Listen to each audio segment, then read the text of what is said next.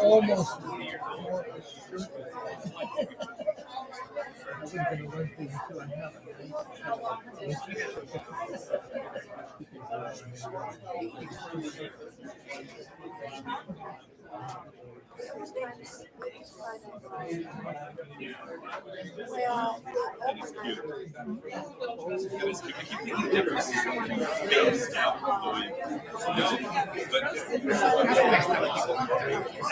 Very like planning. We were FaceTiming the other day.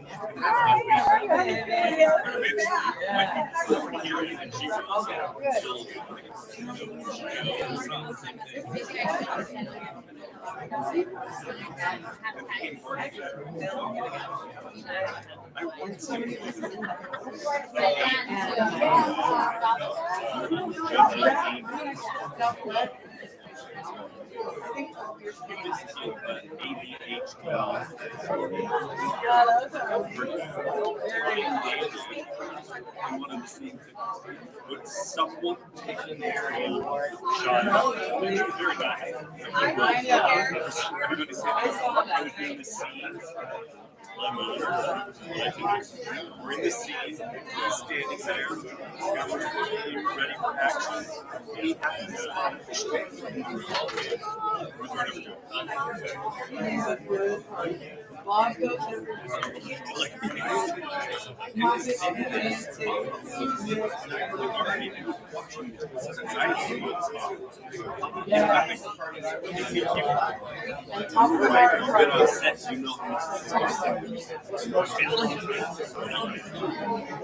So I'm trying to find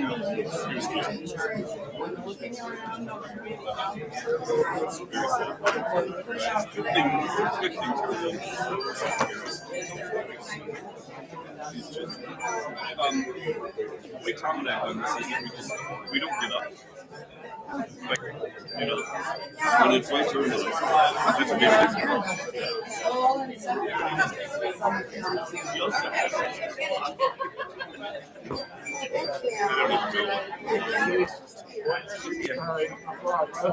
I broke this, so I don't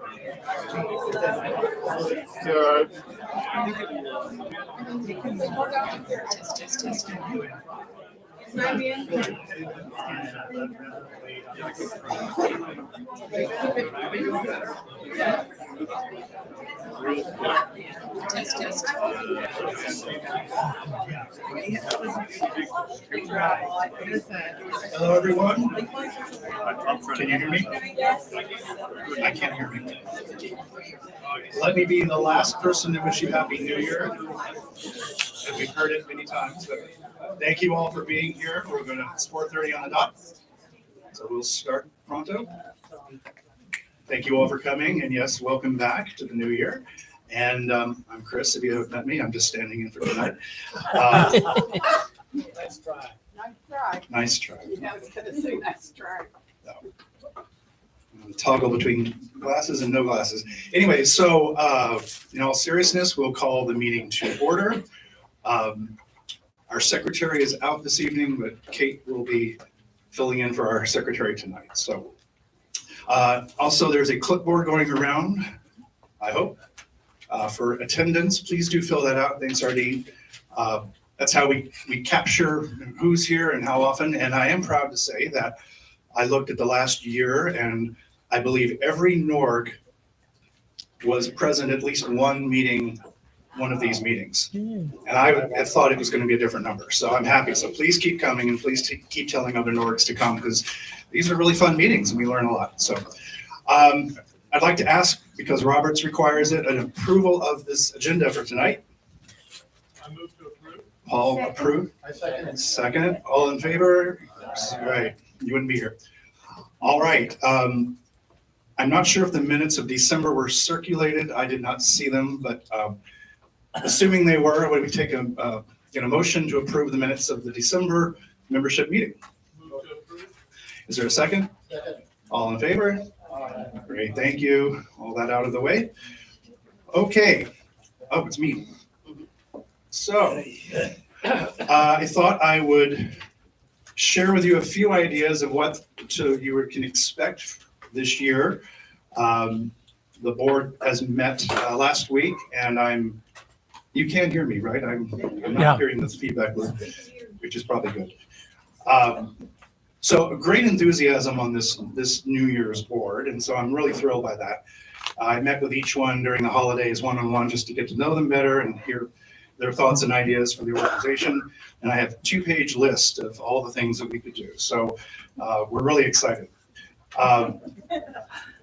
So prepare to volunteer.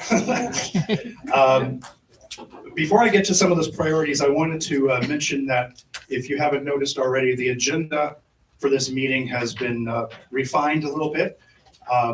What I'll do is explain just what's going to happen tonight, so you will stay to the very end because it's going to get exciting. But we're going to move our monthly topics up after I get done with this, in fairness to our guests, so that they can leave if they desire, and also we can get to kind of the theme of the night, followed by our membership discussion topics. And if you recall, that item has been at the end of the agenda, and it's usually, anybody got anything, because we're heading out the door and it's late and we're all going. But this meeting is yours, and so we want that item to be as early as possible. So if there's anything that's not on the agenda that a NORG says, hey, we ought to take a look at, or we have a thought about, I'd like us to hear that earlier, so that our staff who are also here can hear it, and maybe they want to incorporate that into their comments, or come back next month and tell us, hey, we heard what you said and we want to get back to you. So we thought that would be a good idea to move that item up in the agenda. Then we'll move on to city leadership reports, our departments. Often our departments feel obligated to give the report over and over again if there's nothing new, because they don't want to waste this time slot. But if there isn't anything new, that's okay. But there's probably always something new. But if our city departments have less to say and want to talk about something that's just happened in the last 30 days or so, please, by all means, use the time for that. Again, we're going to try and we're going to end the meeting at 6. I don't want us to go into our dinner time and beyond. So I respect your time and want to make sure we all hold to that. We will do 1 PS events and community forums and just other topics later, public comments, and then we'll adjourn at 6. So I just wanted to point out that we wanted the NORGs to have an opportunity to speak earlier, have our guest speakers speak even earlier, and take it from there. So hopefully that will work, and I welcome your feedback if it doesn't, or if it does. So a few of the priorities that the board talked about, and this is not like any campaign promise, and we're not going to put chicken in every pot, a car in every garage, but there's a few things that we're determined we want to accomplish this year. And notably, a passionate area of mine, as you know, is to fill in the map, as the expression has been used. Every neighbor, every resident should live in a neighborhood, and there are 7,000 or so that kind of don't. And so we want to make sure that that is done by the end of this year. Before the end of this year, it will be done. There's no more waiting on that. That'll get done. Not every NORG has a website. Not every NORG can afford that, and that's okay. But the organization feels like every NORG should have some web presence that could be rooted off of shaking your head, rooted off of the 1PS website. So we're going to endeavor to create at least a page where people who move into your neighborhood and go, how do I get involved? What's going on? Is there a neighborhood group? They can go there and say, oh, okay, Paul is in charge of Rogers Ranch. I'm using you because you just shook your head. So we're going to be able to put it on the 1PS website? Correct. There you go. Now you can nod your head. But there will be some web presence. Now, a lot of NORGs have beautiful websites. That's going to stay the same. No one's changing that. But for those of you that just don't, we'll create something, and you will have that. So more to follow on that news. Blade signs. There are voids throughout town where not everybody has a blade sign. They're not inexpensive. However, if we could look at least the 4 corners of your NORG, not every NORG is a square, but the intention is to try and fill in blade signs where we can within reason, within financial reason, so that at least there aren't these huge gaps with no signs whatsoever. And that should just be a given. The concept of committees is going to morph a little bit. We're going to kind of make it a little more mushy and call them community forums. And the reason for that, it's like a brown bag, but better. It will be evergreen topics that just seem to exist with us, year after year. And to get groups of reps, as well as just people who aren't part of 1PS, to get together and just talk about a topic and kind of just keep that in conversation. So rather than having a structured, committee and bylaws and so forth, there'll just be more conversations so that we can at least make it more comfortable and fluid for people to participate without that much structure. So that's enough for me, but those are just a few things that we wanted to kind of tackle this new year, and the list is even longer. There might be chickens and pots eventually, we'll see. But at that point, we wanted to get started with something and give you some hope to look forward to. And speaking of look forward to, I am really delighted that Naomi Soto is here tonight. She's the chair of the Measure J Commission, and we hear a lot about Measure J and how much money it may have and what the projects they fund. And so rather than kind of guess about that, we wanted her to come speak and just tell us more about it. So please welcome Naomi to the podium.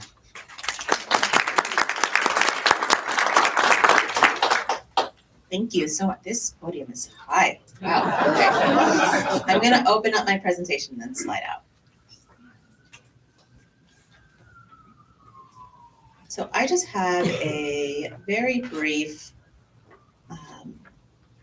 presentation just to kind of help us guide a little bit of the understanding around Measure J. But for everyone who doesn't know me, hi, my name is Naomi Soto.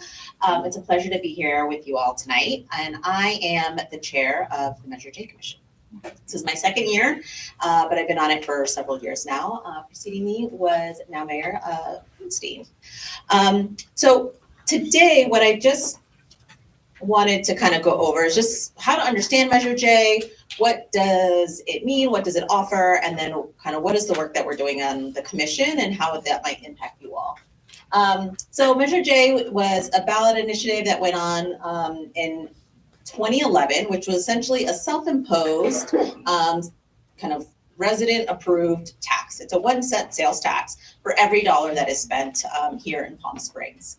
It was approved and it went into effect April 2012. So we have now almost going on 12 years on this 1-cent sales tax. So it is a tax that has been agreed for 25 years. We're just about halfway through. And it has been a huge source of revenue. I have the full language of what was approved. You can kind of read it on your own. But essentially, it's around community infrastructure. So it's everything from city services around police, fire, library, parks, street repair, and other kind of infrastructure projects. The focus for the last many, many years has really been on community infrastructure projects that are going to stay and benefit us, our children, future residents, and really last decades to come. So a little bit of context about the Citizen Oversight Committee. So this was an actual requirement that was in the language itself when it was first approved. And so it's a Citizen Oversight Committee. There is a staff liaison that provides support, but it's a citizen constituent oversight committee that was created to review and make recommendations to the City Council on the use of the funds generated by Measure J. So 1% of all transaction sales and use tax. I have the current Measure J commissioners there on the slide. We also have a couple alternates. We have a few Measure J commissioners here in the room. Raise your hand if you're on the commission. I saw a couple. We got one. If you're a former commissioner, at least we have one. Yeah, great.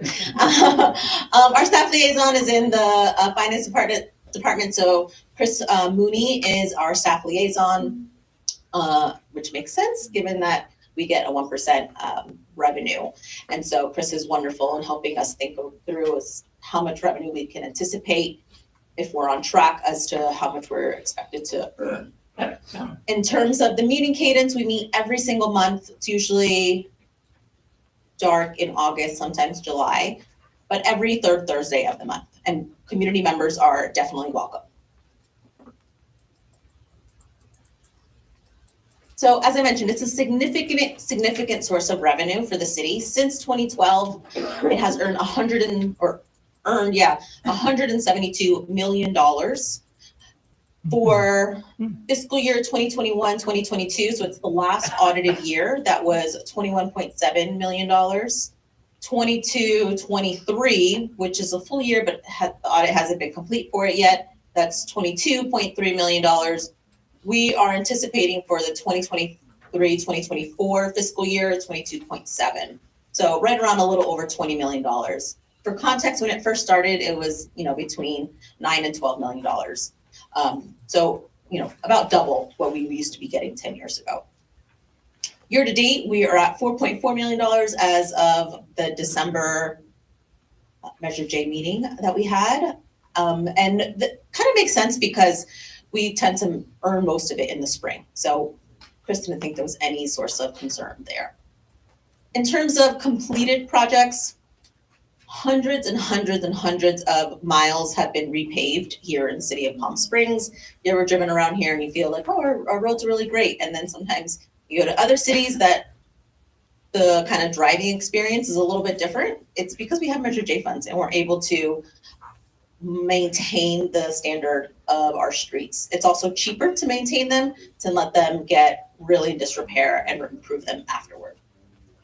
Other completed projects include the downtown park. A big source of funding that made that park possible was Measure J. Fire station number 4, so that's the fire station on Laverne near Smoke Tree. That was a Measure J funded fire station. That I think that was about maybe 2 or 3 years ago now, that was completed. Well, at least 3 years ago. The Demuth Park ADA improvements, that's also Measure J. There's been several parks that either didn't have any bathrooms or they were complete disrepair. So the parks that have been completely improved are Demuth, Sunrise, and also James O. Jesse. James O. Jesse didn't have any parks 18 months ago. So think of families there with at the playground, absolutely no bathrooms. Another key feature was sidewalk park enclosures. Those were some other park improvements as well. There's many, many more. They're all on our website. Also in the agendas, you can also see kind of like our park or our project kind of plan that's upcoming, and those are available too. Some notable upcoming projects.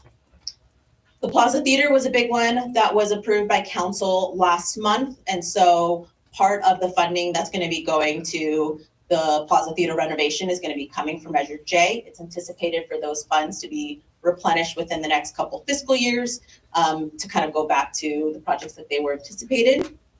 Other projects include the library renovation. We've already agreed on several $1 million that were then matched by the state with a really exciting matching grant that we had. But we know that the library project is going to be significant, and we're anticipating more money likely to be going to the library. Phase 2 of the Demuth ADA access is also on the docket, as well as park lights. So the really tall lights in the ball fields are all in the process of being replaced. I would say we're probably a month or two out from them being completely finished. It seems like a small, lights. It costs over $4 million to replace all the lights in the ball fields. A couple other projects that are coming in, Demuth Dog Park, Fire Station number 1 we also know is going to be an upcoming major priority as well to be able to maintain the needs of downtown. And we're, that's kind of on our mind that we know we're going to have to be putting more money towards. Other things, playground replacements. So very, very exciting news. I have 2 small toddlers. So playgrounds, I am at a playground like every 48, 72 hours. And so playgrounds that are going to get replaced very shortly, literally within the next month or 2, are Victoria and Demuth Park. So by summer, we'll have 2 new parks, or 2 new playgrounds at our parks, which is incredible. Victoria Park right now is closed. The playground is not available. Next year, I believe, the next scheduled one at least, and I believe it'll be next year, is Baristo, that playground will then be replaced as well. We have a long way to go to make our playgrounds a place that we can be proud of, comfortable in, where it's like fully multi-generational use. So the Measure J Commission is really invested in that. Part of that, kind of going to multi-generational use. Pickleball courts has been really popular.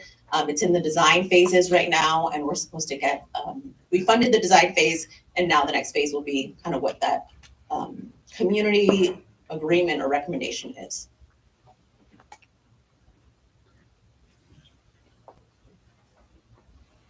And just some opportunities to give feedback around Measure J. Like I said, we meet the third Thursday of every month.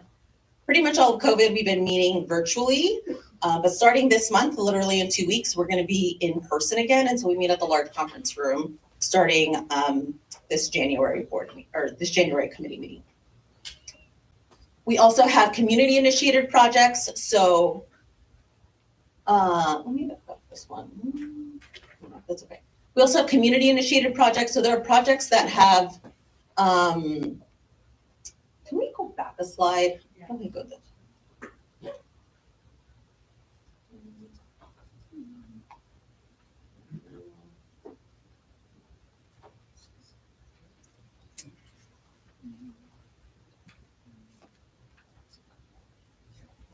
Oh, yeah, this is-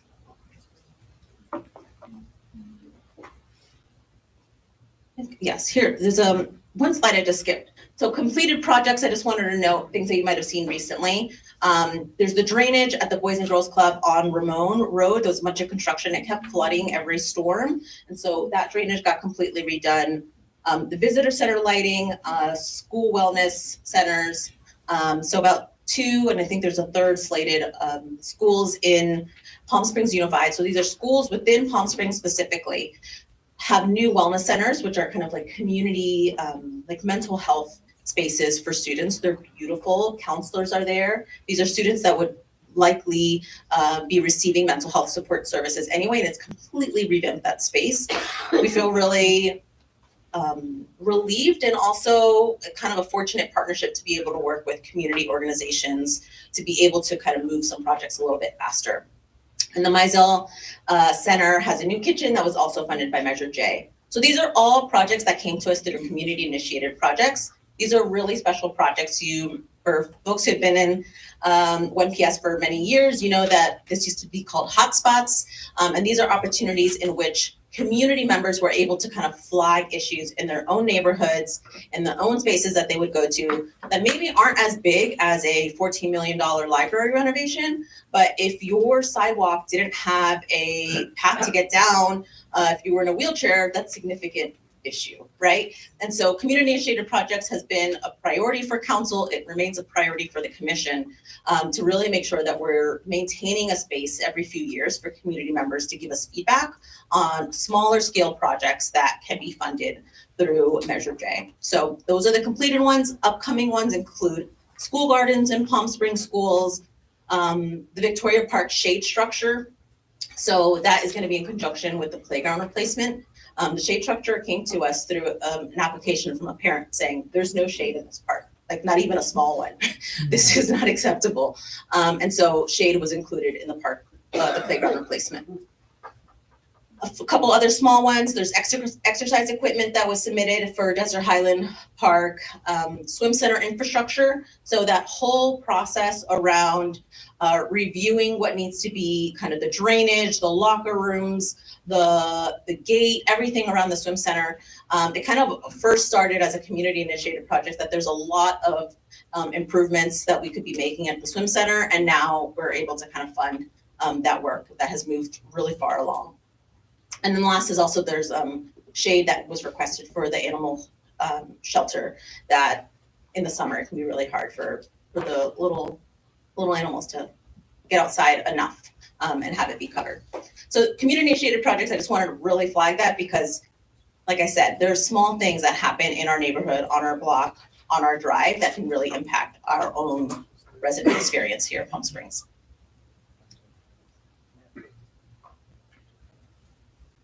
Okay, so just kind of wrap this up around community feedback. So like I said, the third Thursday of the month is the commission meeting.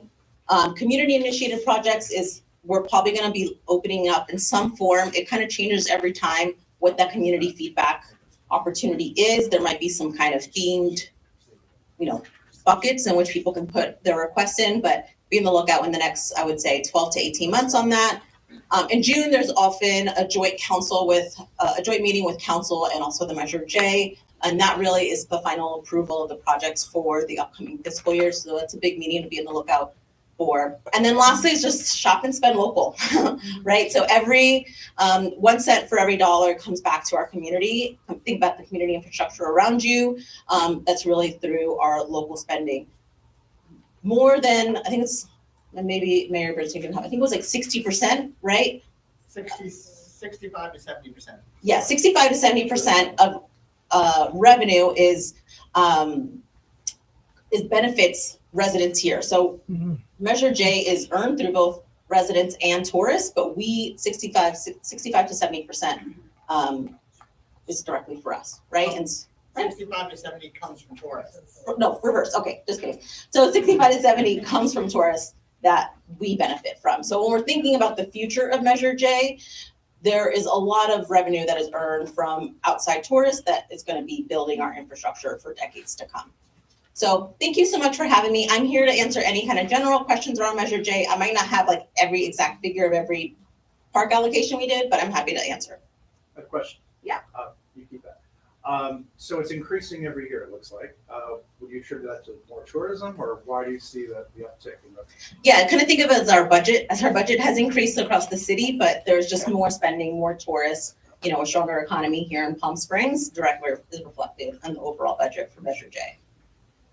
Yes. When do we anticipate seeing it go back on the ballot to secure it ad nauseam rather than sunset? That is something that is I don't have specifics on it, but I would likely see that coming forward. And that's a big reason that I think we really want to make sure the community understands what Measure J is doing for us, and kind of encourage you to kind of participate and ask any questions that you have now. But that is something that has been proposed to make Measure J permanent. Yeah. Yes. You mentioned wellness centers at schools. Mm-hmm. Is that in lots of schools? Are they Palm Springs schools? Are they middle school, high school? What's the? Two have been done. They are at 2 elementary schools here in Palm Springs. And I don't know, there's another one that is not completed yet, but they are all schools that are here in Palm Springs. Mm-hmm. Yes. Thank you, Naomi, for this is an amazing initiative, and it does benefit us all. I'm curious as to how many initiatives have been completed or started or envisioned that originated from an application by a neighborhood organization. Well, I guess I would say the first round of hotspots were pretty much almost all 1PS submissions. For some context, it is a huge lift for our engineering staff to complete, to kind of review, do a vetting, go out to procurement, manage that project. So the community initiated projects, the original name being under hotspots, takes several years to complete. So we finished the hotspots, I think it was like a good 5 years. So the hotspot application that came in 5 or 6 years ago took a good 3 years to complete. And now we are working on the community initiated projects from about 2 years ago. And there were many that came from 1PS applications. I remember reviewing those very closely. There were also just general kind of community member ones, other ones like I said, Mizell Center submitted one as well. So it's kind of hard to know exactly how many from here from 1PS, but it's community leaders, right? It's people who are engaging in our community in a variety of different ways and kind of flagging issues that we might be able to change. Do you have any guidelines or suggestions for NORGs in terms of, you mentioned smaller projects versus some of these huge projects? So absolutely, just people are always welcome to come to our meetings and give feedback. Similar to council, we have a time for public comments. We can't take any action on anything that comes through public comments, but it helps us kind of flag, maybe we should have a conversation around such and such park and invite some community members and have a full review of that. So I would say that's kind of first and foremost a very evergreen opportunity where you're always welcome. And it, like I said, it kind of prioritizes particular opportunities or issues in the city. But lastly, the next open submission of community initiated projects would be another opportunity as well. When is that next? It hasn't been confirmed yet, so we have a subcommittee right now working with staff on kind of what's going to be the best way to manage it's just a huge lift in terms of managing the application, kind of updating our kind of scoring process and how we're going to be awarding and kind of prioritizing those projects. But the goal is hopefully by, this year, I don't know if it's going to be before June or if it's going to be like a fall launch. I saw a hand up back here. What time on Thursdays do you meet? 5:30, great question. How do you prioritize the projects you approve? Well, we lean a lot on the guidance of staff, right? So the staff can help us understand kind of the needs, really. We also really try to balance what is a city need and what's going to benefit community members directly, right? And so, if we've had like a really heavy year with a lot of city buildings, maybe we should look at, again, next phase is parks or next phase is sidewalks, or really trying to balance out, the resident experience with the very real city kind of operational needs. There's also things like, that I didn't put up there, is kind of like some technology, security systems for some of our city buildings. We want to make sure our buildings stay safe, that they stay secure, but that's not necessarily impacting all of us, right, who don't work at the city. So kind of trying to manage those needs and balancing them out. Great. Yep. Thank you so much for having me. Such great questions too. My mind is thinking about all kinds of things we can ask Measure J for. Thanks again, Naomi. I'm going to make a change in the agenda real quick. The picnic committee is here and has a report, and they can't be here later. So Joy, you want to come up and give us your picnic report? We're all going, right? You all have your booth? You will after she's done. Hi, my name's Joy Meredith, and I've been on the picnic committee for a long time. My favorite thing I do all year, honestly. I do want to mention in this Measure J here, you were talking about Victoria Park, and actually over 40 years ago today, my husband and I were married under the 5 olive trees at Victoria Park. So just so you know, it's got a special place in my heart for sure. So, this meeting is a bit of a conflict with the Village Fest Commission, and that's why I'm unable to stay. But anyways, the date for the 15th annual picnic is going to be Saturday, March 23rd from 11 to 2, Ruth Hardy Park. I hope that a lot of neighborhoods decide to get a booth. It's a lot of fun there, and it's a great opportunity to meet your neighbors or re-meet your neighbors, meet other people, see what other neighborhoods are doing. We also have booths from different organizations, city departments, and you. So that's what's really important to us, is seeing the faces of the neighborhoods there. I know a lot of you, and I know a lot of you that come to that, and I'm really glad for that. So one of the things that we started was having the most informative booth, most creative booth, and best neighborhood presentation booth, and that is for cash money prizes. So we had some really great creativity for that last year and the year before. I hope that we'll see that again. New neighborhoods can seek a fee waiver if that would help you to get started. The fee for neighborhoods is $35. So I hope that you won't need the fee waiver, but if you do, okay. Also, so let's see, we had 16 neighborhoods last year.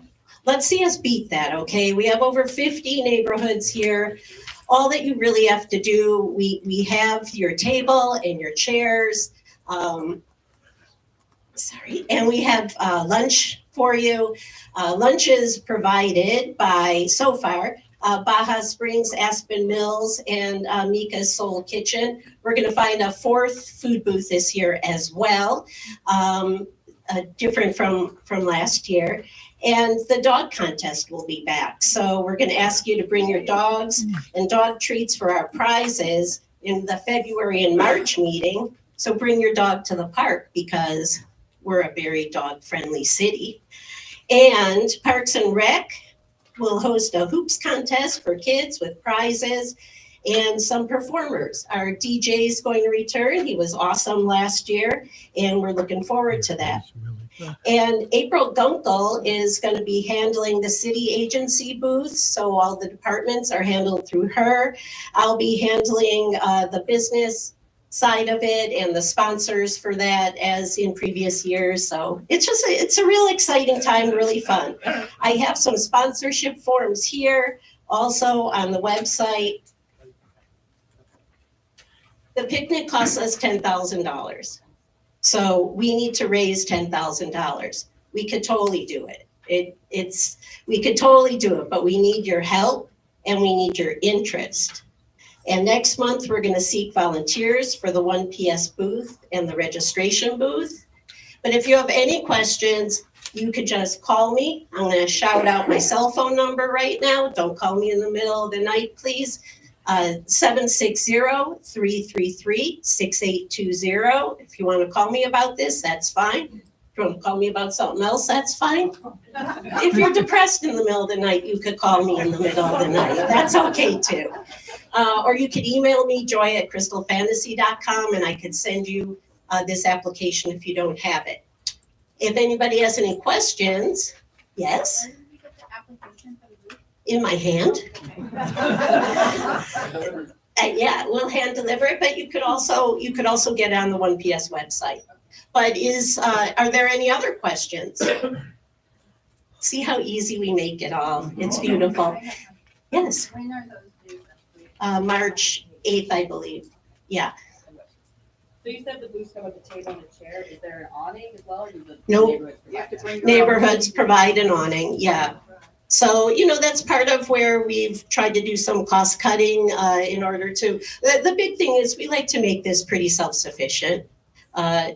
We don't like to ask the city for any more than what we absolutely need. So we try to do it on this budget. And Bob Farron, who has been on this for quite a while.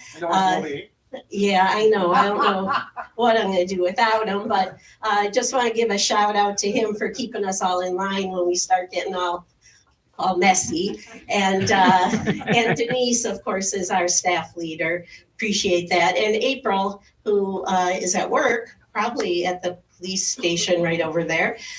She's also one of the leads on this. And we have other neighborhood members as well. And I hope we'll have more. So thank you very much.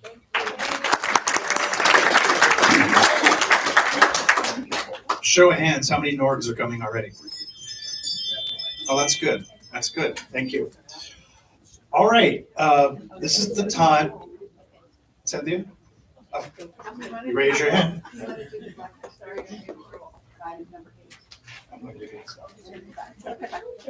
So we're moving on to membership discussion topics. As promised, would be earlier in the meeting. And there's no obligation for everybody to jump up and have one, but here's an opportunity if NORG has something they want the body to hear or the city staff, here's a good opportunity to bring up something new. I see you wave your hand. Only that we haven't seen the sign-in sheet on this side of the room. Oh, well, that's very important too. They're using it. Yes, please keep that moving. Thank you for bringing that up. Any other hot things that we need to know about in neighborhoods? Yes, Ms. Shan. I just have my quick question. We're looking for the date for Art in the Park in the Dark in DeMoon Park this year. I'm looking at September 21st, so I'm going to put it out on Facebook, and if you can find out what else is happening on September 21st, I'm going to give it a week and then hopefully schedule it. So keep your, if you think it's cool. Thank you for leading that, It's Shan. actually a party for, yes, Mr. Good. Any other NORG topics?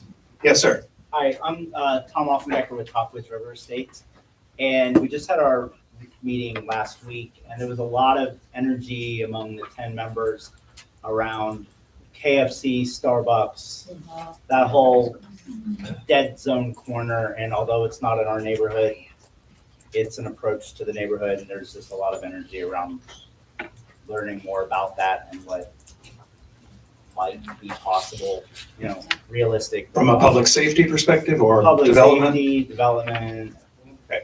you name it. I think they're all here. They're willing to hear any idea. Okay, good. Anything else, Paul, why not?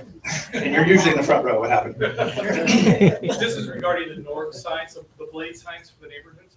So you brought that up earlier, that it'd be really nice to see more of them around the city. One of the challenges, of course, is some neighborhoods raise funds, some neighborhoods have zero balance of various things. Just so everyone knows, once you get to 10 signs, there is a sizable price break from Zumar, Zumar signs. So just know that if you can get to that, you get like a 35-40% break. But one of the other challenges, and Denise is already working on this, the city mounts them for free on the standard, on top of the standard street sign. So it has to be on a public street, on top of public street signs. There are some you'll find around the city that are on the signal light poles. And for a while that wasn't allowed, and at one point it was allowed and the city paid for it. Well, now at the moment, and Denise is trying to get this restructured, it's $250 per sign mounting if your neighborhood wants to mount on a signal light pole. And I think that's an important topic for 1PS, because there's a lot of signal light poles around the city, and those are usually, as you mentioned, the corners of neighborhoods that they have them, but they're prominent locations in neighborhoods. Our neighborhood has, I think it's 16 of them. So 16 times $250 is a lot. And Start our selling more neighborhood is bananas. one that doesn't have- We pride ourselves in having a zero balance. Okay. That's an Good important point. topic for Can I just neighborhoods. say one thing? Denise? Yeah, we've been working on that a lot, and the reason the city cannot go up there and install them is the poles are electrified and they don't have the equipment to do that, so we checked. So I'm working right now with St. Francis Electric to try and get a break on it. We have 10 or 12 crib all at once, and it's the gal that I'm looking with, so she's gonna see what she can do, so hopefully we get some answers. All right. Well, we'll continue this every month, so keep thinking of ideas and be sure to send them in too. We can take them off the website as well. All right, I would like to move on. We're halfway. Yes, ma'am. Can you just explain what a blade sign is? I'm sorry, I'm not aware of it. So on the street sign, it'll say your neighborhood, and it's just a sign, it's a sign that advertises your neighborhood above like a street. So if you're like on Sunrise, it would be just above that. And it's, your NORC has a logo and a blade. How am I can describe this better? It's just, your NORC's identity is on this sign, and it's a blade, and it's on top of the street sign. Yeah, sure, good question. All right, I'd like to invite the mayor and the city manager to come forward and give us their tag team. No, it's just the mayor right now. Okay, He's gonna wait. he's gonna wait. Say everything I forgot. All right. Thank you, Mayor Bernstein. Hello, everybody. Happy New Year. It's the first one of the year. So let's see what's going on. So Film Festival is going on. How many people here go to films at Film Festival? Well, everybody should. It's fabulous. I mean, really, there's 180 films from 74 different countries. It's kind of amazing. The gala was the biggest one ever. And the exposure that Palm Springs gets around the world is really terrific. If you see the work that goes into prepping that gala, it's amazing. Particularly our police and fire, who have it's incredibly secure and safe, and the emergency operations are all set. So they are really terrific at that. But so yeah. That is I think there was 300 officers out there during this gala, because it's very, it's obviously high security. And you see the movies, because this is really a very special film festival. It's probably one of the top 3 in the world, and really something very special about Palm Springs, and a great revenue generator. Also, as Naomi mentioned, during the December City Council meeting, we did approve funding for the Plaza Theater. So that contract has now been signed. It's going to be historic restoration, And it will be a professional theater in our city, which we don't really have one. So I think it's 700 seats. They're looking at having Oakview program it. Oakview is who does Acrisure. And if you see, take a look at their programming. They've got, besides the hockey, they've got great concerts, they've got kids programming, they've got Latin programming. And their idea is to bring sort of that kind of a model to Palm Springs where we have this great mixture. They have great resources with them. It's the reason why you see Harry Styles and Madonna and all these big stars at what is really a small arena. And that's what we're hoping for Palm Springs. And the economic impact for our local businesses is great. There will be, I think, 20 community days, there's 20 city days, there's 2 weeks of film festival. So it's also a great community theater. So that hopefully will open next year, which we're looking forward to. Also at the December meeting, we had a discussion about the Starbucks at Racket Club and Palm Canyon, which they were approved by the Planning Commission. It was called up to go to City Council. City Council has not approved it. They have the option to come back, but basically they were proposing initially a drive-through only Starbucks. And then they added a few seats, but it's really a drive-through with a few seats. And I will say, I know the Starbucks that closed down by Sunny Dunes, their model, unfortunately, nationally, is going much more towards drive-throughs, which is unfortunate because Starbucks really started as community gathering spaces. And that's really what we want to see, especially up at Racket Club. So hopefully they'll come back. We have a council meeting this Thursday. So there's a couple things on that. There is the Palm Springs Disposal is asking for an extension of their agreement, partly because they're having to deal with organic waste. They're also proposing a couple other things. They're going to give the free kitchen pails to everybody, to every resident who wants it. They'll be doing bulk item pickup, including in multifamily and HOA places. Is that right, Scott? Awesome, yeah. And they're also going to start a program where they are going to hire people coming out of the Navigation Center, which is great, and give them job opportunities. So, perfect opportunity. Those are the main things. The airport is going to come back with a master plan update at the end of the month, but this month you'll see some contracts for a lot of consultants, tens of millions of dollars, but you'll see some more information about what's happening with the airport, because the master plan does include customs. So eventually we will have real international outside of just Canada. So that's coming up. We also, I think as Naomi mentioned, the meetings are all now in person. So the teleconferencing that was allowed due to the pandemic has now ended.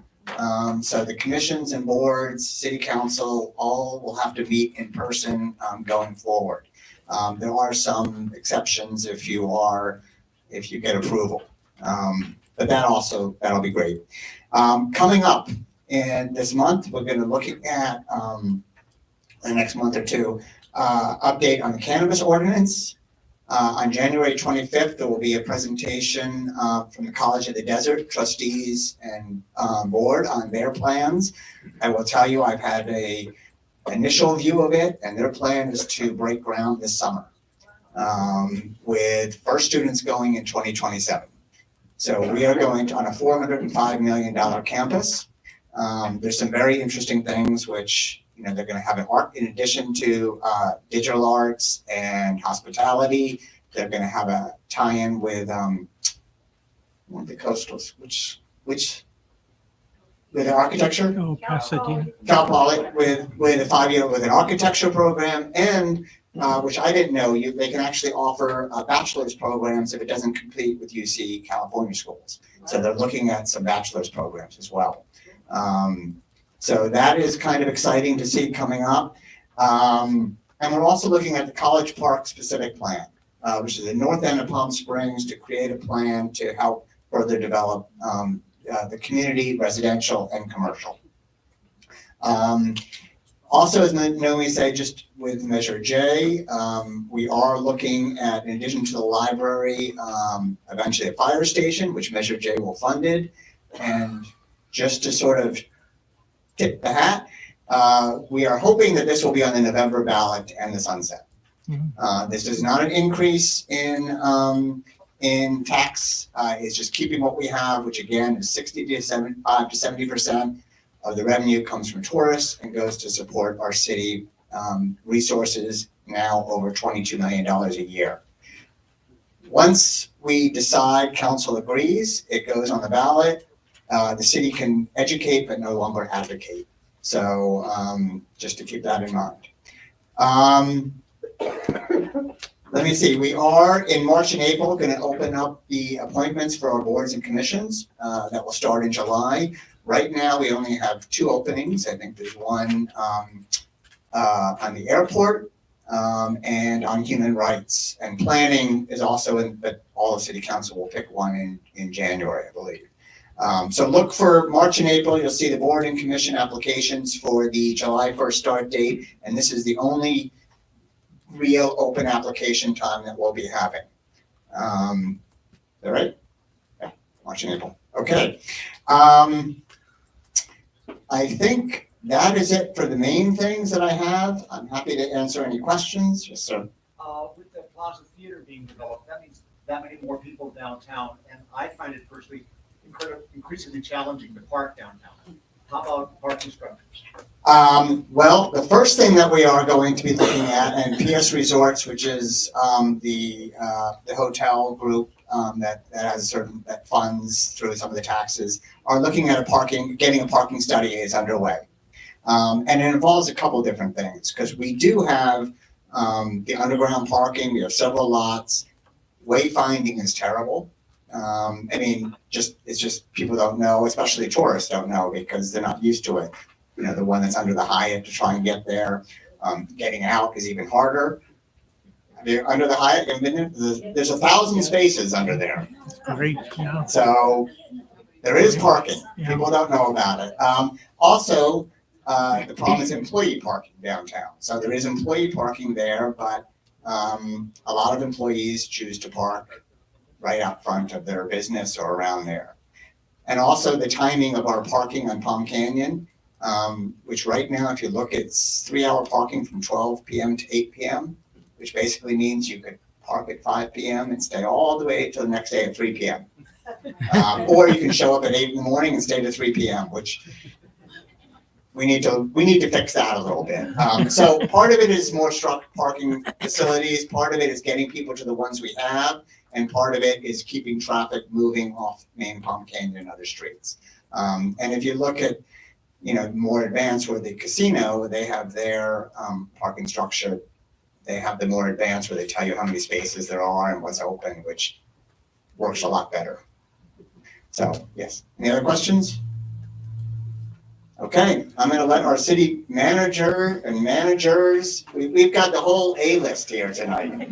I mean, these are the whole people that run the city. So.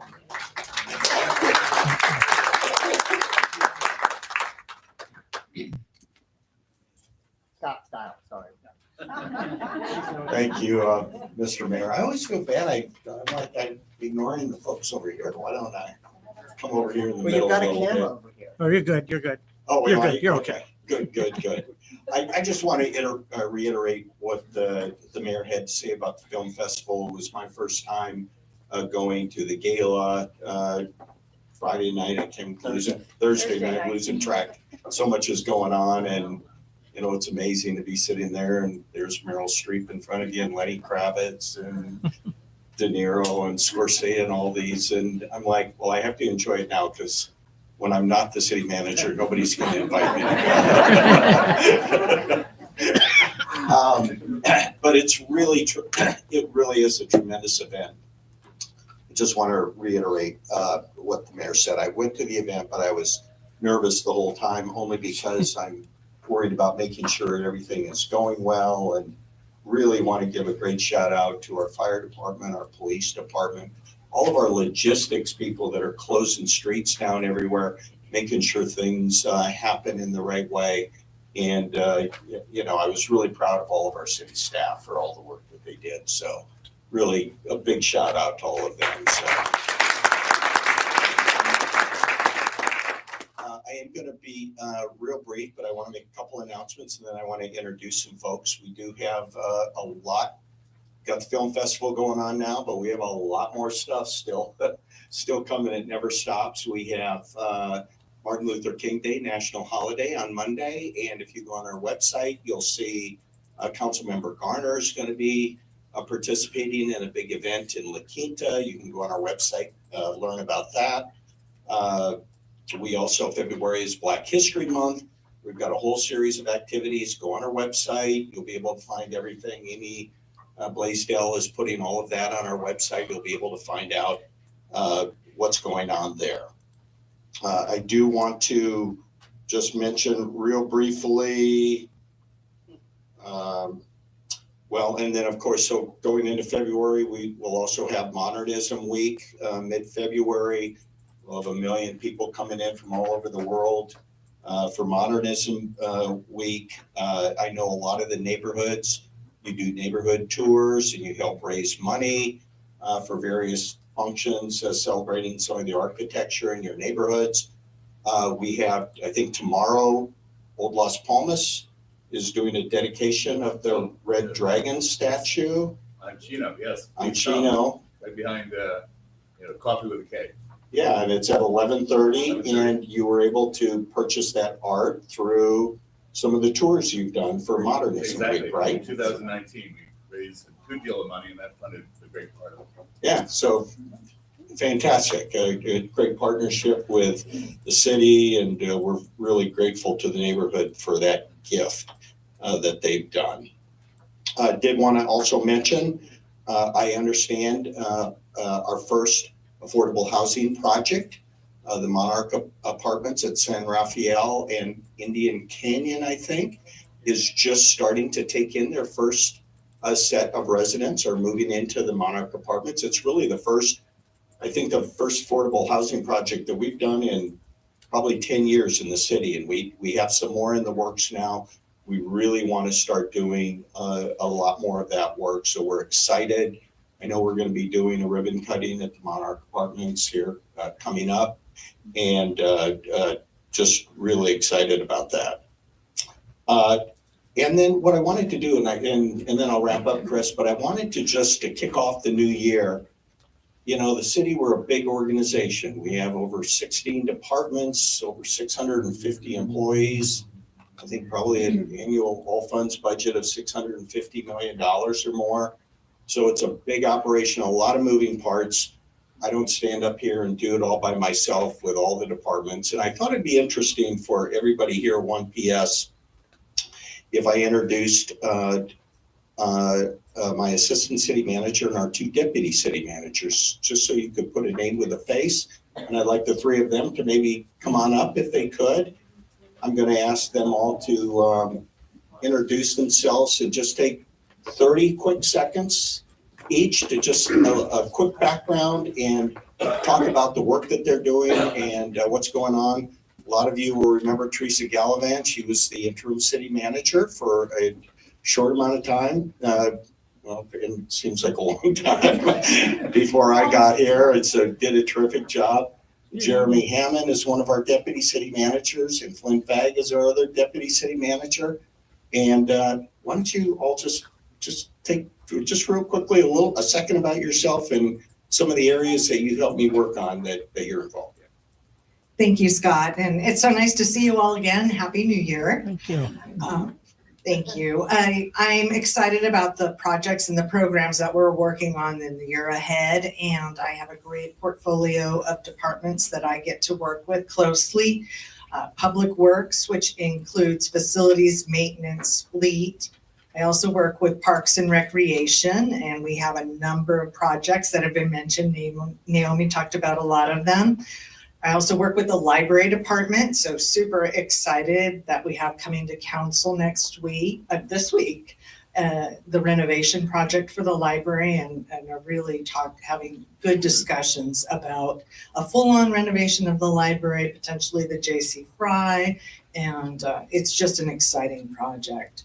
Also, I oversee the Department of Special Programs. Last year, they worked very diligently with the council and the community on updating vacation rentals. And this year, we'll be talking more about updating our cannabis program, as the mayor mentioned. So more to come on that. They also oversee code enforcement and downtown parking. So Special Programs is very busy. I think communications, I can't forget communications. That's another department I get to work with. Amy Blaisdell and Denise have merged their departments. So the Office of Neighborhoods is now part of communications, and they are growing that department to meet the needs and the increasing demands of the city for social media and all sorts of ways that we can engage the community creatively. So they recently hired a digital media specialist that will be coming on board in February. We're working on a strategic communications plan. We are recruiting for a public information officer. So much needed growth in that department for such a vibrant community that we have in Palm Springs. And I don't want to forget any department. So I think that covers all of them. In addition, the Plaza Theater project was mentioned. That's another project that I get to work on. And I'm very excited about the fact that we are mobilizing now to start working on that project in February. So we'll have some kickoffs for that. And the parks, in addition to all the programs that Naomi mentioned, we are working on a master plan for parks and recreation so that we can be planning ahead for the things that we need to change and adjust as we move ahead and serve our community and our residents for years to come. So really excited about that. And I'll pass this along so you can learn about all the other departments and my colleagues are working on. Thank you very much. I'm Jeremy Hammond. Oh, just like that,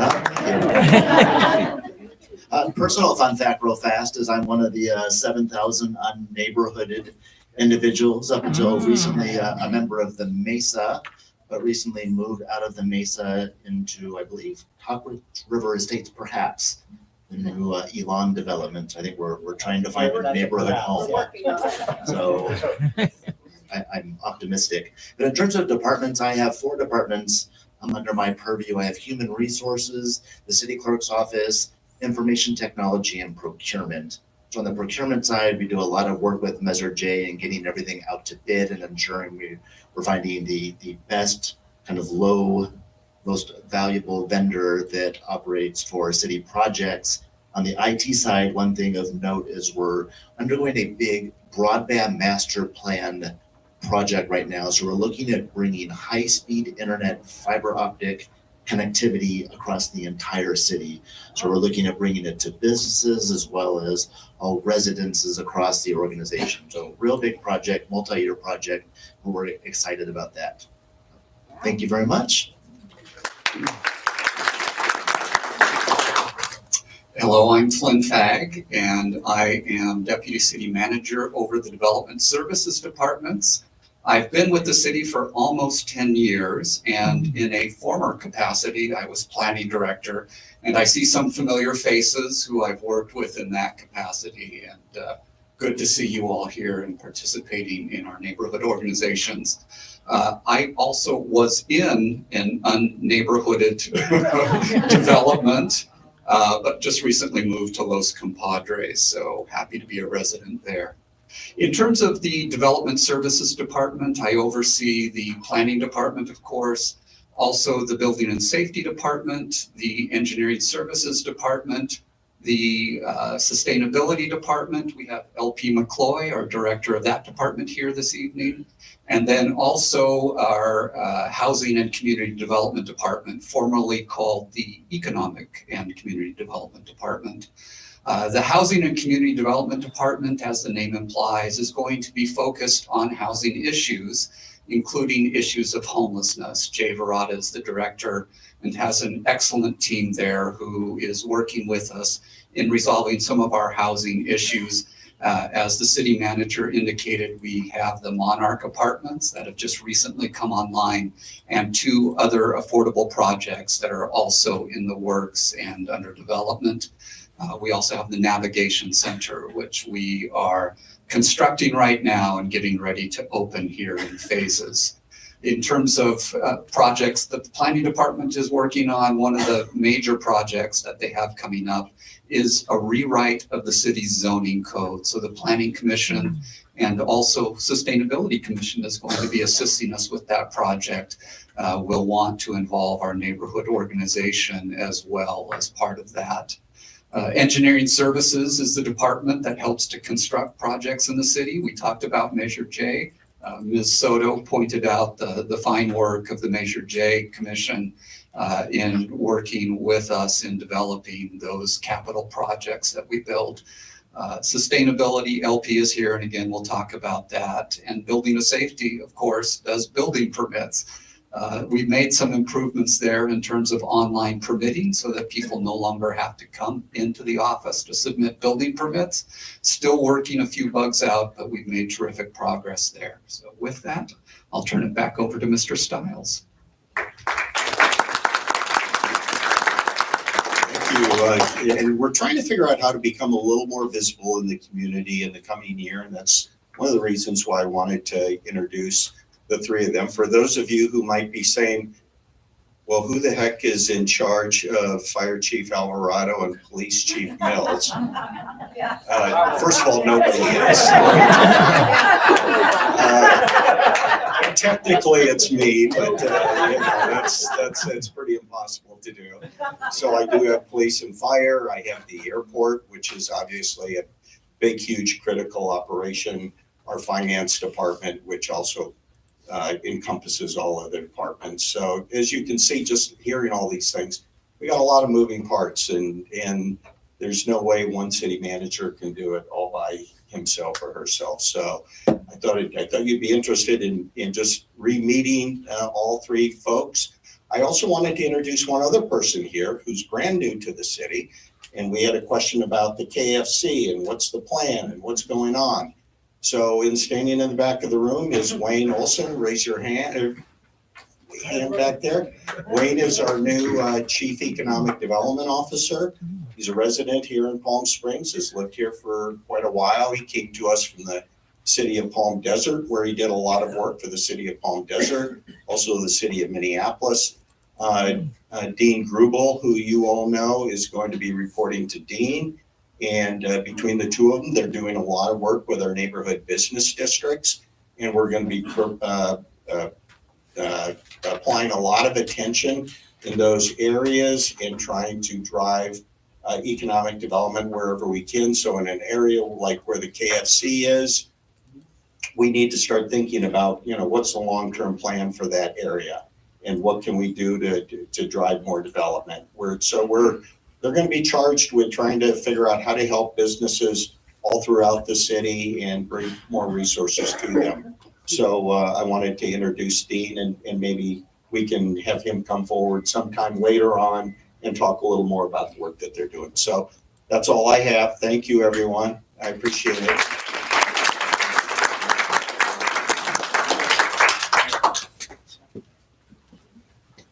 Wow, you all do a lot, so we don't have to. Thank you. I'm going to move on to city department updates. And again, we're now approaching the third half hour of the evening. So anything new, we have Lieutenant Browning here for Lieutenant Villegas. So if you have anything to offer, I appreciate it. Not much new. We'll just touch on microphone. Thank you. You guys hear me now? All right, thank you. So Vegas called me in a panic. He wanted to kick off the new year correct for you guys. So he said, let me sit this one down and I'll stand in for him. So there you guys go. No, we're just going to start off real quick just on our staffing. We're down 7 right now. We do have about 10 officers that are either out on injury or on modified duty due to an injury or illness. So bear with us when you take into effect the airport, everything that's going on. We don't have an influx of officers like everyone seems to think. So we will get to your call. We're going to handle that call the way we always do, but just give us an extra minute or two to get there. I know we're pressed on time, so I want to hit a couple important things. One, we did have a South End burglar. It's not going on. Burglar in the South End that hit a lot of homes and taking jewelry, window smashes. Our detectives did an outstanding job. Ended up catching him driving through the neighborhood again. Arrested him, charged him with multiple burglaries, and had something like $1 million bail on him. So last I checked, he was still in custody, but he was responsible for multiple burglaries down there. And ever since they arrested him back in December 27th or right before Christmas, it subsided. So they did a great job doing that. Yeah, they deserve a round of applause. And then just if you have a Kia, know that Kias are being stolen because there's a mechanism in them where these kids are, and they're kids because deputies got in pursuit of one in our city not too long ago.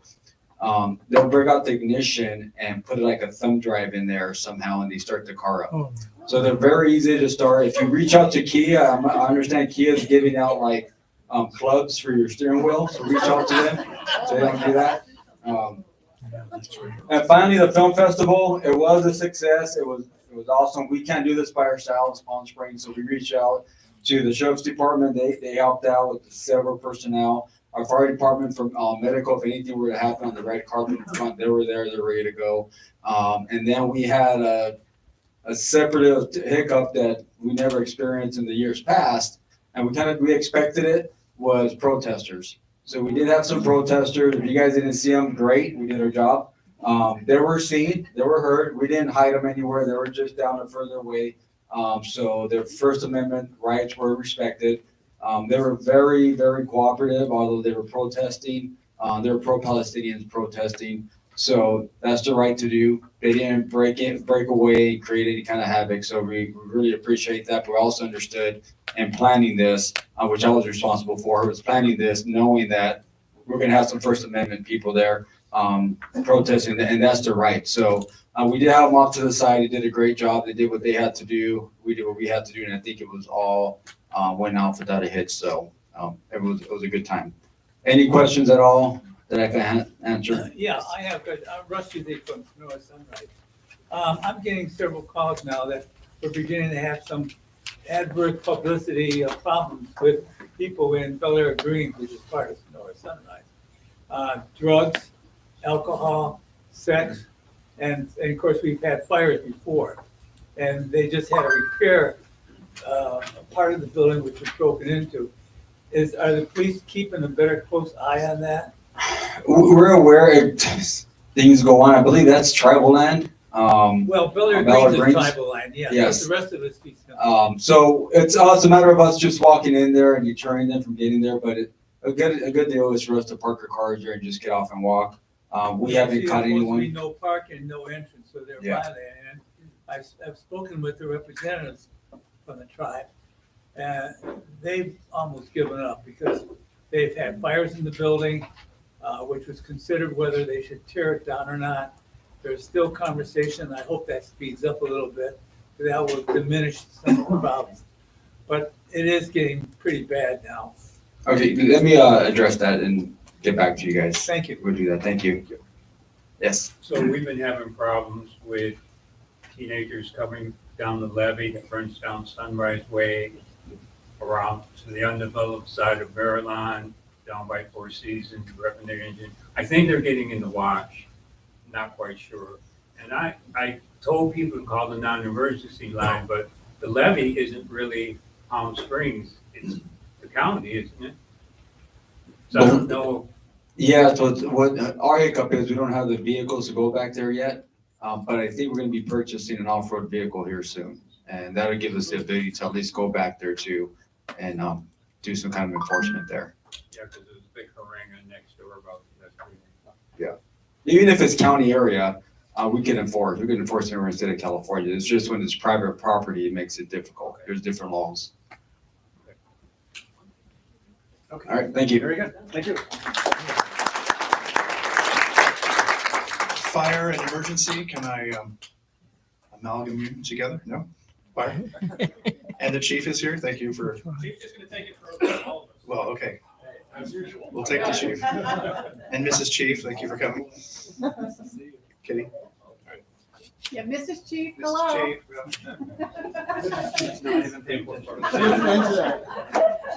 He answers to Mr. Kitty. Good evening, everybody. Don't listen to all this. Paul Alvarado, Palm Springs Fire Chief. Thank you guys for having us again. It's an honor for us to be here. And let me first say, Chris and Kate, nice to see you up here. We appreciate your service. Welcome anytime. Former chair, thank you so much for everything. We appreciate it. And I'm not sure if everyone knows my team up here, Captain Ron Skybird. Hello. Yeah, everyone knows Daniel. But I did bring a special guest tonight. I don't know if everyone is aware, second runner-up, lip sync battle, 1 PS.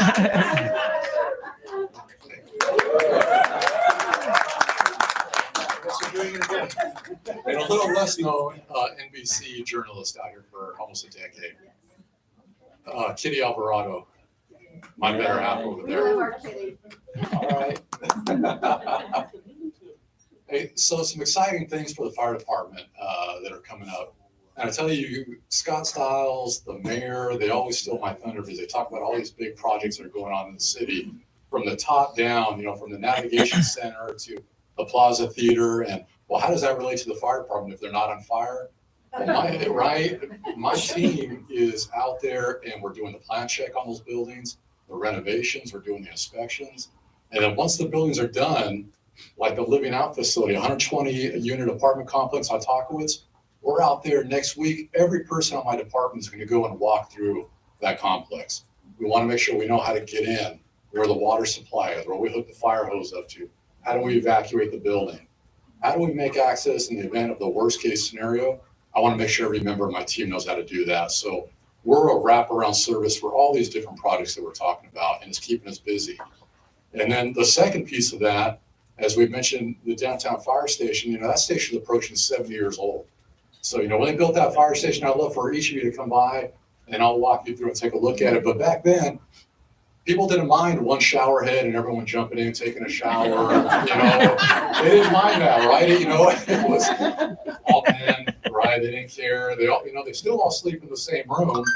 And the supervisor's sleeping next to the guy that he just had a reprimand and it becomes awkward, you know, so there's all kinds of things going on. So 7 years later, here we are. What do we want a modern day fire station to look like? So the city manager has charged me with making sure we do it the right way. I want to build a station that's going to serve this community for the next 50 years. So we've got an internal team, but we also have a consultant that's on board and we're interviewing all the different stakeholders in the community, the different department heads, and what do we need to serve that downtown area? And I'll tell you, one of the most important things is all those projects we're talking about.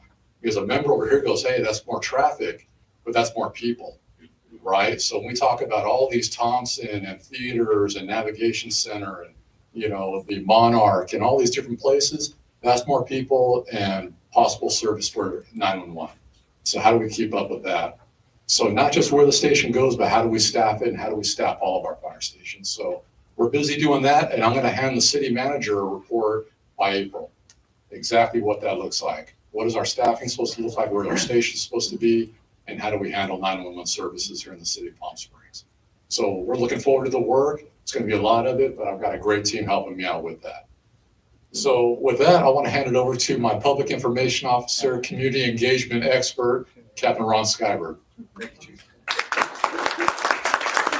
Hi, everyone. Good evening. Just to echo what Fire Chief just said, it's an honor to be here. It's an honor to be in front of you guys and speak on behalf of the department. Just two updates, but there's a few updates for the internal portion of the department. There's two things going on with the department that's super important right now. Number one, we have 12 new firefighters that are in their 5th week of their academy. Today, they just finished up their search portion. They did didactics and a manipulative search portion today. And ultimately, they're going to be graduating next week, hopefully all 12 of them, on January 18th at the Air Museum across the way at the airport. That'll be a badge pinning ceremony, and then they'll begin their 1-year probation. So our guys have put a lot of hard work into forming and guiding our new recruits to be successful candidates, and then cadets, and then actual professional firefighters, full-time employees here after the 1 year. And then the second thing that we have going on here shortly is you'll see that in May, we're going to be having a triannual airport drill. And basically what that is going to cover is, can't tell the secret, there's going to be an aircraft incident. It's training. And there's gonna be multiple agencies internally within the city and outside of the city that are gonna be responding to the incident, training again. And basically, we're gonna be working on communication and having a unified command so that in case this ever does happen in the future, we are ready as a city and prepared. Ultimately, that is it on our end. And just excited to be here and continue to reach out to you guys and see you next month.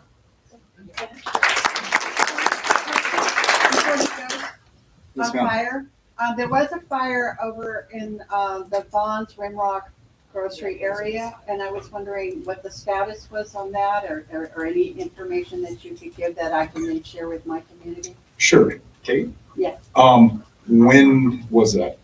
about a week ago. Okay. Kate, I'll take that one because I actually arrived on scene with that team.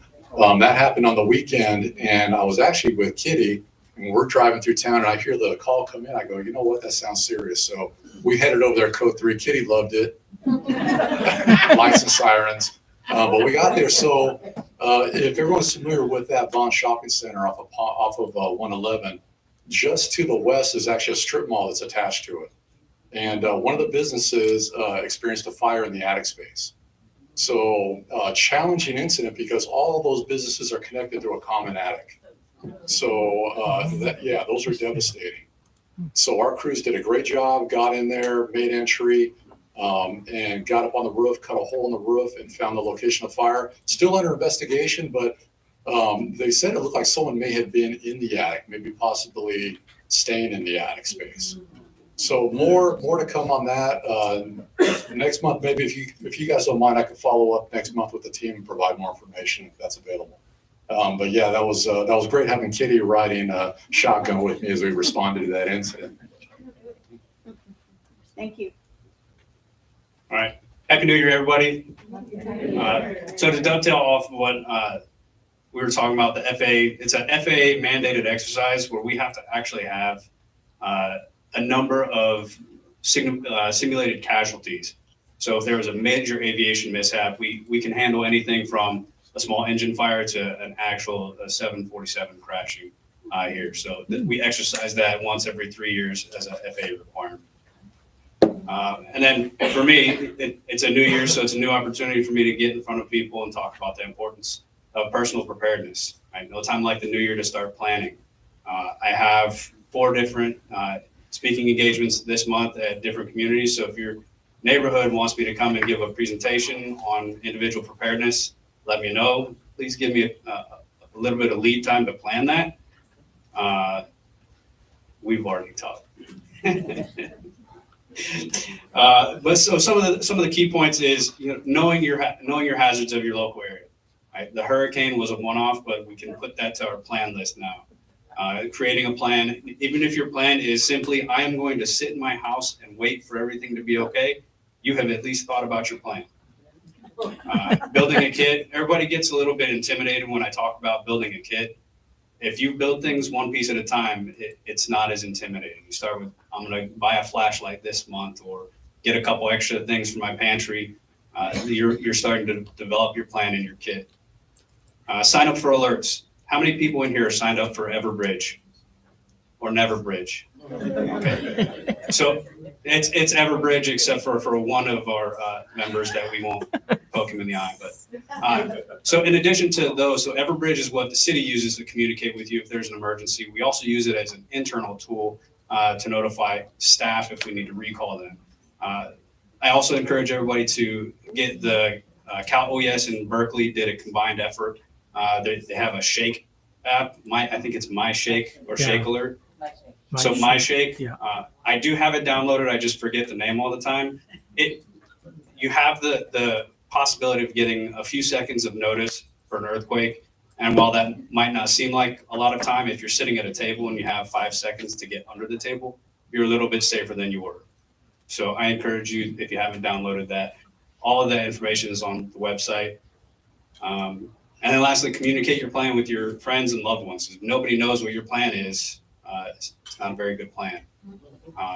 So next weekend, so January 19th to the 21st, I'll be teaching the first CERT class of the year. That's the Community Emergency Response Team Training.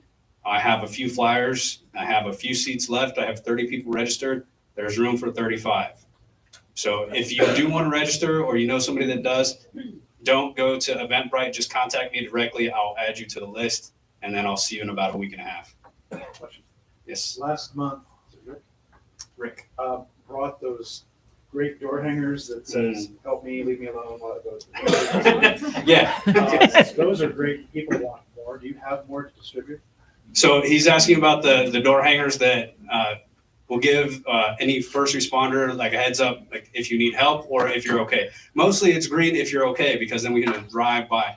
I have thousands of them. But I'm a person of one. So if you need some, let me know the quantity and we'll get them to you in a somewhat timely manner. Well, and also you can bring them to the annual meetings. I can bring them to the annual meeting. So if you ask me to come and talk at your annual meeting and give me that information, hey, we want these, I will bring them. Excellent. Bring them here next month.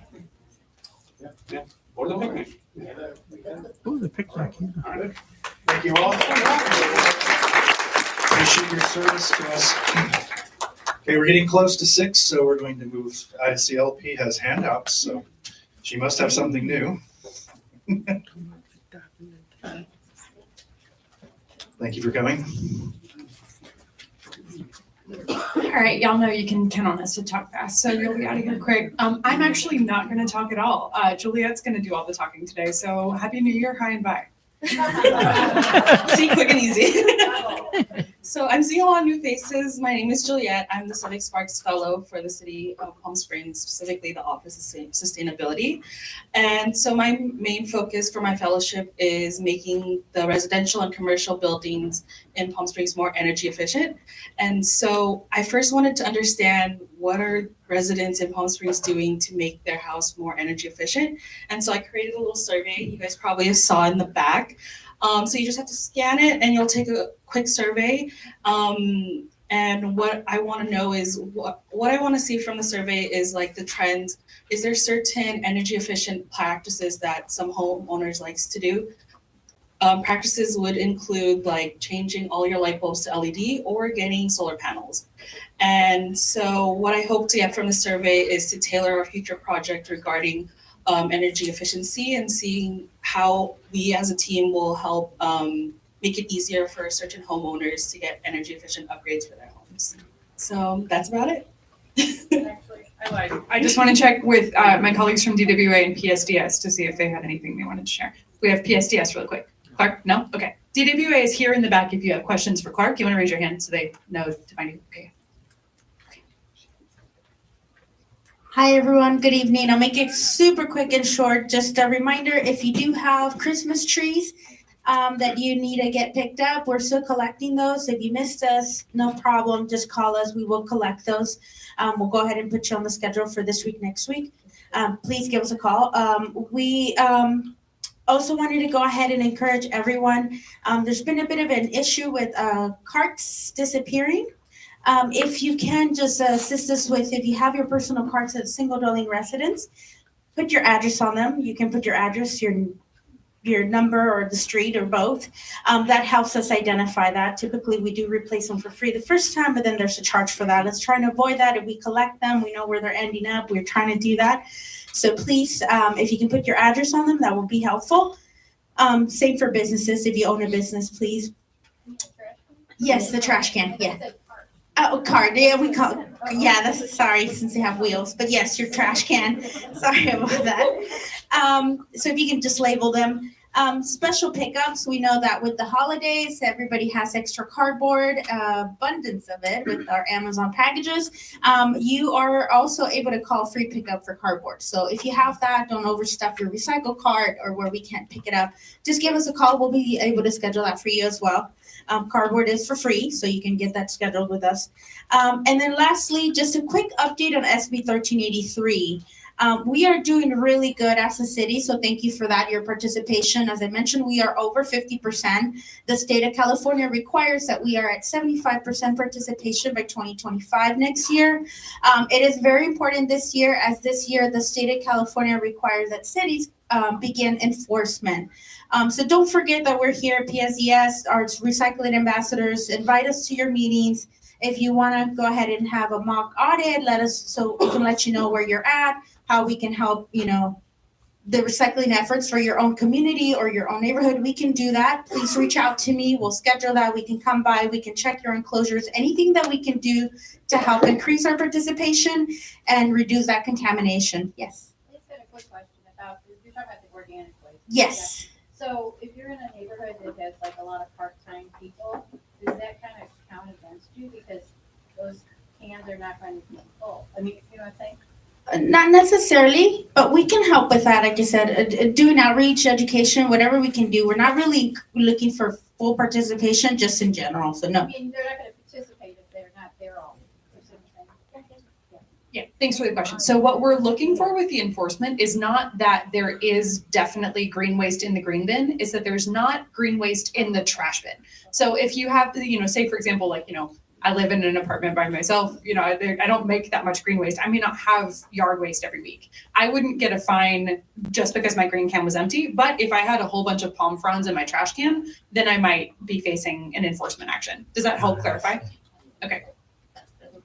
Thank you. So yes, so that was, yes, sorry. Around the cardboard, is the free pickup for cardboard, is that for multifamily and condos as well, or is it single bin? Yes, you can call for cardboard. Yes, it's free. Bulky items is a little bit different, but as mentioned earlier, we're working on that, so that hopefully is available soon. But yes, cardboard you can call anytime. Yes. Two quick ones. Did I understand that the HOAs that were not allowed to have the twice yearly bulk pickup, but that's beginning to change, that we may be doing the free twice yearly bulk pickup straps? That may be a little bit different. We're referring to the call when you can call and schedule a free bulk item pickup. But we'll look into the cleanup as well. We'll look into that. Okay, and the other thing is, does Palm Springs Local Service have anything to do with hazardous waste retrieval? We- Only through ABOS, it's only ABOS? That's correct. Only, yes. Thank you. And that's pretty much it. I'm sorry. Again, I will encourage you, if you'd like us to have, come by your neighborhood, we can assist with, bettering our efforts. We are doing good though. So thank you very much. And that's it for me, unless you have any other questions. I'm sorry, I'm going to provide my 1-minute update to everyone as well. So I do just want to mention I'm here with Desert Water Agency. We're holding CV Water Counts Academy. It's our yearly leadership training to teach you all about water in the Coachella Valley, and we would love to get some participation. That is going to end the registration period on Friday. It will be 4 Tuesdays starting in January 30th from 5:30 to 7 at USAR Palm Desert. And it will just give you a kind of a training with some subject matter experts about water here in the Coachella Valley, culminating in a tour at the end. So if you are interested, I have a bunch of flyers, both in my hand and in the back, and I would really appreciate talking to anyone who's interested. Thank you. Sorry, question? Somebody mentioned the kitchen top counter organic bins. I didn't catch where you. Yes, so as part of the conversation that Mayor Bernstein mentioned, that's going before the city council on Thursday, PSDS is proposing to extend that to more residents, but that is going before the council on Thursday, so it's not something we can do today. I will definitely bring more information to this meeting in February about that, but we'll also post information on our website if that's something that the council decides to move forward with. Okay, thanks. Denise.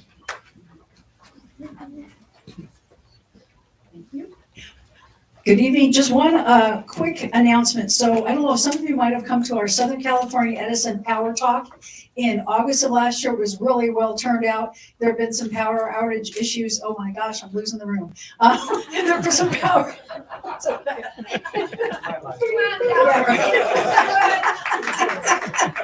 I need more exciting topics. Anyway, SCE Power Talk 2 is going to be at,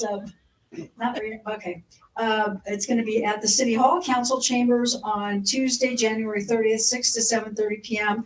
And you can learn about SC's power process, outage processes, including notification and resources. It was well attended last time. I'll send you out emails and everything on that. And there's a lot of question and answer period, and we've connected with some of the neighborhoods to solve some of their issues. So that's it. I have more, but we're running out of time. So bye. What was the date? Oh, Tuesday, January 30th, Thank you. 6 o'clock. Thank you. Yeah. John found out that if you're in a mobile home park, you use the address for the park and you can find outages. Okay, good to know. I'll have them announce that too. All right, thank you. Oh, wait, there's more. We're almost done. I wanted to welcome Lisa off to the front to tell us more about the Black History. I'm just gonna talk and speak loud. Oh, If you can't hear me, just let me know. Hi, my name is Lisa Hoff, and I'm a new board member, and I'm gonna be involved in. Here's my- Okay. There we go. I hope this works, guys. Hi, my name is Lisa Hoff. I'm a new board member. I'm gonna be working on events this year, and the first event this year is next month. On February 24th, it's the Black History Parade and Fair. You may wonder why we participate in this. We participate in it because Palm Springs is a community of diversity. We embrace diversity, and 1PS wants to make sure that we are committed to working in this area. And also the Black History Committee has in the past supported 1PS events, and this is a reciprocal event as far as we're concerned as well. As you know, Bob and Shan used to run events here. They're no longer running events. And so we need new people to step up and get involved. 1PS needs your help. I need your help. At the parade, we're going to have a car like we did last year. We're also going to have a booth that needs help because the booth is going to be giving out information about 1PS. We need volunteers who are willing to take 2-hour slots to meet and greet people that come to the booth. And so I had hoped that I'd be able to hand out sheets for you guys to sign up. I know that some of you work, but a lot of us are retired. Surely we can find 2 hours in the month of February to work this booth. I really hope that you'll participate. And if you can't, I hope you'll be able to find people in your community that will be willing to. In addition, there are flyers in the back promoting the Black History Committee annual fundraising event where they give out awards to people who have been very supportive and organizations that have been supportive to the community. So I look forward to working with you in the future. Since I can't pass out these sign-up slips, I hope you will stop by and see me before you leave today. If I could just add, at the 1PS website, there is a volunteer sign-up form that you could use and indicate the Black History Parade on there. Thank you very much. Thank you. Thank you. Yes, and Bob and Shan left us, but they are irreplaceable, so we do need as much support as possible. Megan, real quick. Yes, to piggyback on Lisa's announcement, I do have tickets to that gala. So if you're ready today, it's $100. If not, you can always reach me and I can provide those tickets to you. So please don't be shy. I will be there at the table. You're not going to be, alone. We need to all go as a group and support. So thank you. Great. And lastly, any public comments? Members of the public who did not get a chance to speak. Okay, I heard a motion to adjourn there, did I? All right, well, thank you all for being here and come back again. And we'll consider it adjourned. Thank you all.